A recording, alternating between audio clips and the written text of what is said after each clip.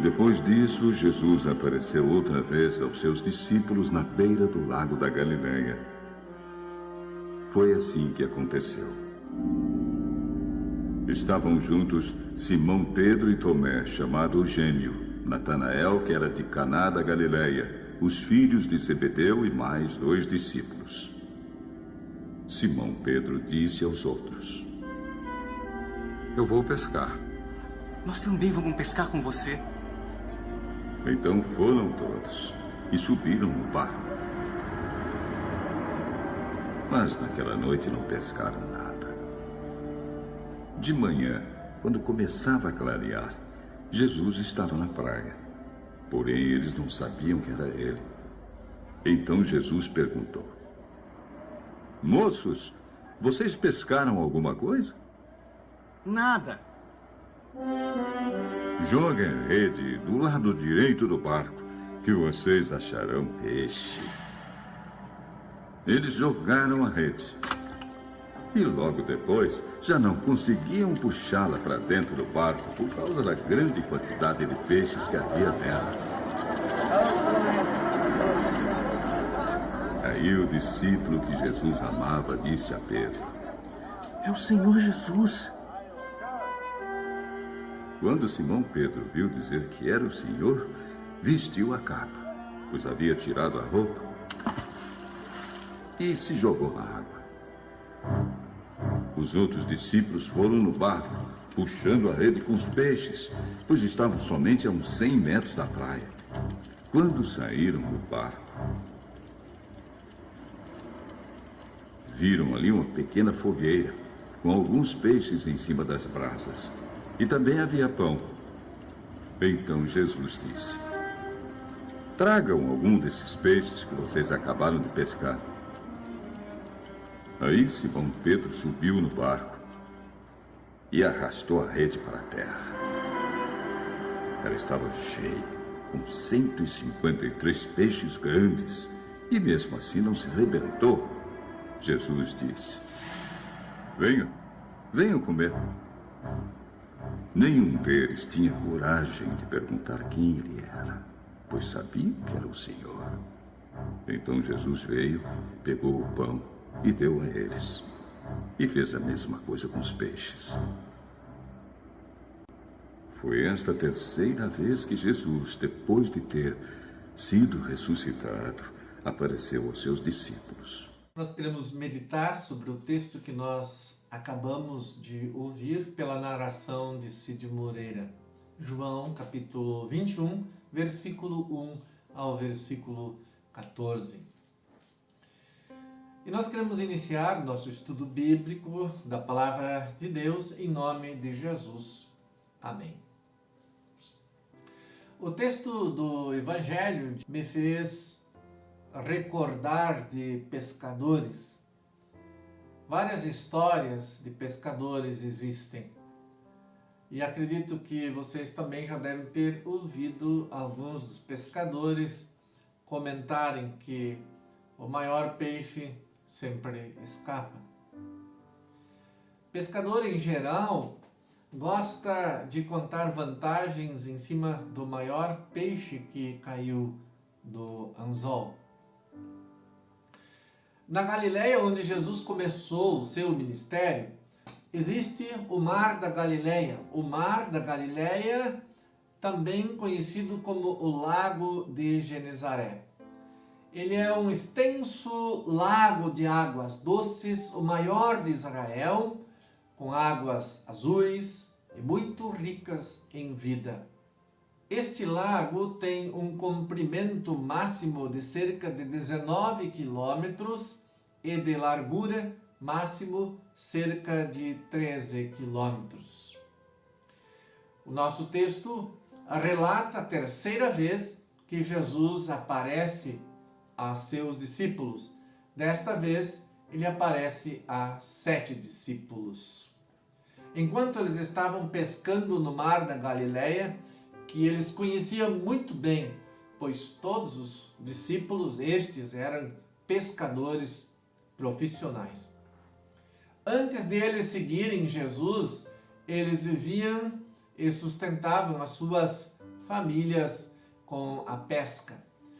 A aparição de Jesus para esses discípulos foi, de fato, uma grande surpresa. Embora eles estivessem com os últimos acontecimentos ainda cozinhando nas suas cabeças, Jesus tinha sido crucificado, Jesus sofreu até a morte, derramou seu sangue naquela cruz. Sequer eles imaginavam o que estava por acontecer, mesmo que Jesus já tinha aparecido a eles em 2 outras oportunidades. Aquela noite de pescaria lhes foi totalmente frustrante. Apesar dos discípulos serem profundos conhecedores das técnicas, dos mistérios, dos segredos da pesca, o resultado do seu trabalho em busca de mais uma quantidade de peixes lhes foi totalmente negativa. Peixes? Onde tem peixes? Que peixes? O mar não estava para peixes naquele dia. Assim, totalmente desanimados em vista dos resultados, quando de repente um estranho lhes aparece, ele lhes dá um comando, uma ordem, de jogarem a rede do lado direito do barco, e eles obedecem sem questionar. O que lhes custaria também? Mais uma tentativa? Não teriam nada a perder se mais desta vez não pegassem nada? E aí os resultados foram bem diferentes, fantásticos, animadores. Assim como é fantástica a ação de Deus no meio do seu povo, quando Deus age. É maravilhoso. O texto diz que as redes se encheram, quase estouraram pelo peso excessivo dos peixes.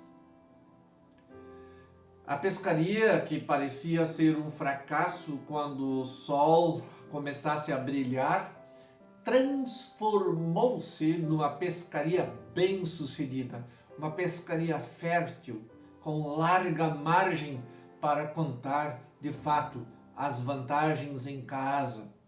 Verdadeira história de pescadores bem-sucedidos, mas graças à ordem, à determinação daquele estranho. Para nós seres humanos, muitas vezes parece estranho e fantástico quando Deus age. A presença de Deus, o agir, a atuação de Deus, a intervenção de Deus de maneira milagrosa no meio do seu povo causa espanto, surpresa. Sempre foi assim desde o começo do mundo. Recordamos alguns episódios da história do povo de Deus. Por exemplo, quando o povo passou pelo Mar Vermelho, Deus abriu as águas e o povo passou.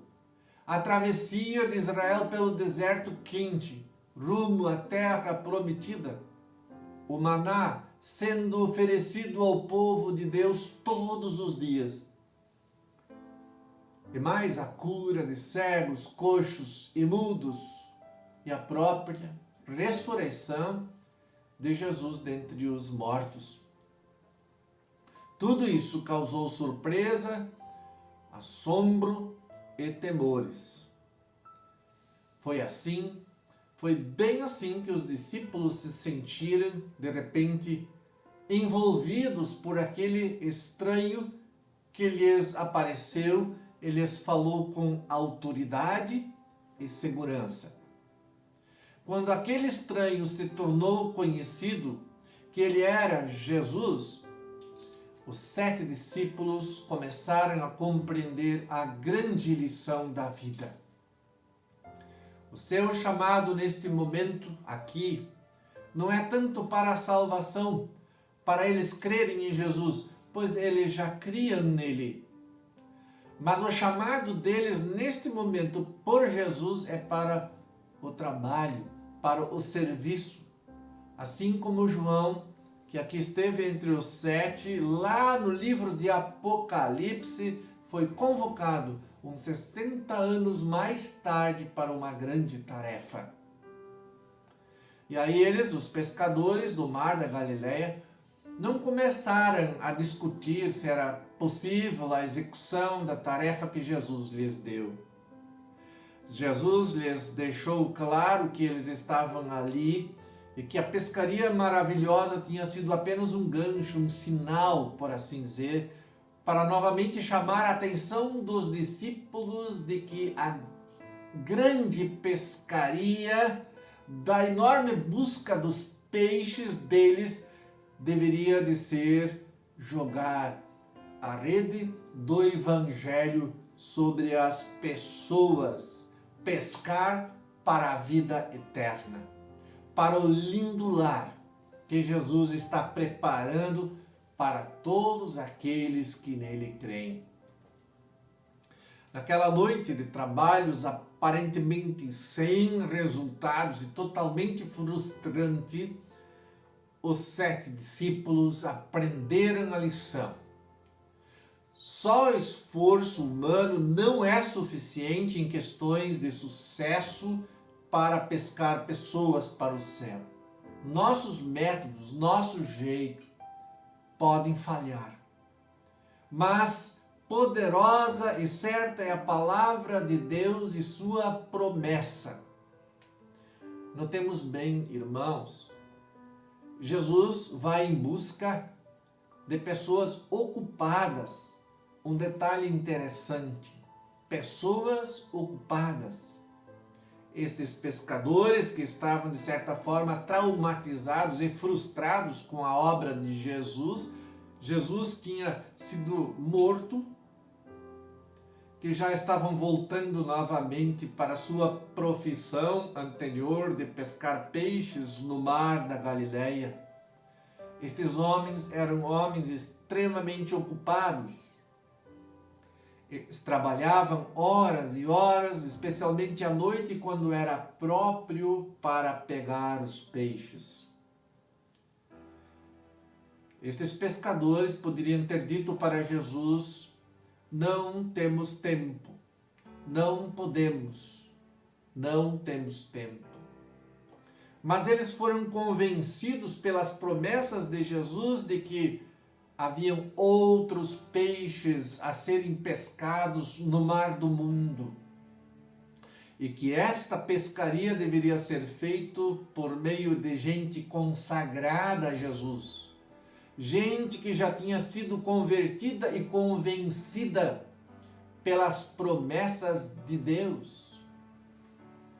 Isto nos lembra, amados, da nossa participação como pescadores de gente. Quantas vezes já ouvimos que nós hoje somos a boca, os pés, as mãos, os dons de Cristo para que a pescaria de pecadores seja bem sucedida? A palavra do Mestre desafiou os discípulos, não só estes 7, a serem pescadores de gente, em pescadores de almas, pescadores de pessoas. Esta palavra desafia os seguidores de Jesus. E como naquele tempo Jesus chama pessoas, e pessoas atarefadas, não pessoas ociosas, e pede-lhes que ponham de lado questões menos importantes em favor de outras que são essenciais, como a esta de realização da grande pescaria ou da evangelização, como nós queremos dizer. Temos que lembrar que apenas métodos e programas não são suficientes para obtermos os melhores resultados. Os seguidores de Jesus tinham o equipamento, a tecnologia, a experiência, o conhecimento e o método. Mas os resultados daquela pescaria noturna apontavam para o fracasso total. Aqueles homens aprenderam que o esforço humano não é suficiente. É preciso algo mais que faça a diferença.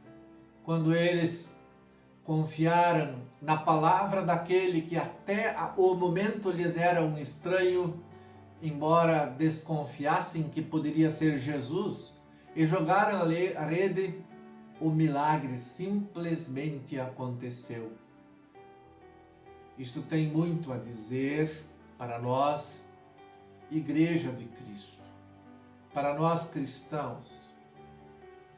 Apesar de buscarmos sempre a melhor organização, o melhor método, com mais eficiência e objetividade, hoje, especialmente nesse tempo triste que nós vivemos de epidemia, aproveitando as novas tecnologias para a divulgação do Evangelho através de cultos, de estudos bíblicos, mensagens, devoções online, com variedade e criatividade.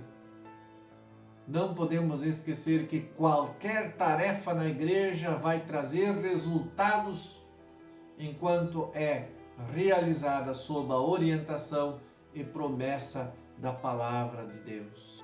Biblicamente, podemos ver nas epístolas que o método que a igreja usou era o de ocupar todos os cristãos na pescaria, envolver todos os salvos em Cristo para ajudar a lançar a rede à direita do barco. O mundo pagão dos tempos dos apóstolos e da igreja primitiva foi intensamente evangelizada por meio da atuação dos cristãos, dos ocupados no Senhor, dos convertidos. Mesmo a maioria deles sendo analfabeta, testemunhando, participando e se envolvendo, o mundo nunca antes e nem depois conheceu tanta transformação e tanta conversão e salvação de pessoas, peixes, como naquela época. E qual é o segredo? Primeiro, confiança. Confiança na promessa de Deus que a sua palavra, rede no nosso texto, não volta vazia. Segundo, a aplicação dos dons de cada um dos salvos, dos convertidos. É claro que também temos que estar alertas ao fato de que muitas vezes podemos jogar a rede e ela voltar vazia. Muitas vezes, bem perto de nós, podem estar pessoas que não creem em Cristo. E nós tentamos jogar sobre elas a rede do Evangelho e nada. Pescaria frustrada. As pessoas resistem, abandonam a graça e o amor de Deus em Cristo. Outras vezes, os peixes já estão dentro da rede, fazem parte da igreja porque creem em Cristo e de repente rompem a rede, abandonam a fé e correm atrás de alguma doutrina falsa. De vãs doutrinas, como Paulo fala em Colossenses capítulo 2, versículo 8, atrás daqueles que prometem coisas para esta vida, bens, riquezas. O mundo de hoje está de porta aberta em direção a novas ideologias, especialmente para a geração mais jovem. A ordem de Jesus hoje, como a ordem de lançar a rede no lado direito do barco, é eficaz, porque ela é a palavra de Deus, cuja palavra não volta vazia. Por meio dela, o Espírito Santo age para converter os não convertidos e para conservar dentro da rede da salvação os que já estão convertidos. Mas Deus se usa de nosso esforço, daquilo que nos compete fazer, que é jogar a rede da pregação do Evangelho, que em Cristo Jesus continua existindo salvação, que Deus oferece a todos gratuitamente, para que os atingidos pela rede creiam, sejam resgatados do mar da perdição. jogue a rede. Jogue você também a rede. O que isto quer dizer para você e para mim? Diz que o que nos compete fazer é procurar servir a Deus com alegria, de maneira mais produtiva que pudermos, colocando nossos dons, nosso tempo, a alegria, à disposição daquele que nos aguarda na praia do céu, onde Ele foi nos preparar lugar com a sua morte e ressurreição. Ele, para nós, não é desconhecido. Ele é o nosso Salvador, Jesus, que por nós morreu na cruz, com a finalidade de nos levar para dentro do barco da salvação. Vemos que muitas pessoas ao nosso redor são adeptas de doutrinas que nada têm a ver com Jesus Cristo, Filho de Deus, o Salvador do mundo. Muitos dizem crer em Deus, mas no que creem não tem nada a ver com a salvação pela graça em Cristo. São arrastadas pelas redes do engano para as profundezas da perdição no inferno. Temos que dizer-lhes que só há perdão e vida eterna àquele estranho que se deixou conhecer o Cristo, que depois se revelou aos 7 discípulos. Tantas são as portas que se abrem. Fomos chamados para pescarmos peixes com alma, pessoas pelas quais Jesus morreu na cruz. Vamos aprender com os discípulos, à beira do mar da Galileia, que peixes são peixes, mas pessoas são muito mais valiosas do que todo o ouro do mundo, por terem uma alma imortal pela qual Jesus se sacrificou e as quais Ele quer levar para a vida abundante na eternidade. Aquele estranho, que para nós não é mais estranho, nos use para o crescimento de cristãos no mundo. A pergunta é como Deus pode nos usar. Talvez aproveitando esse momento tão triste que nós estamos vivendo, a epidemia no mundo, talvez aproveitando esta oportunidade e apenas passar adiante este estudo para seus contatos, seus amigos, seus colegas, parentes, até que Ele nos receba na praia eterna. Amém.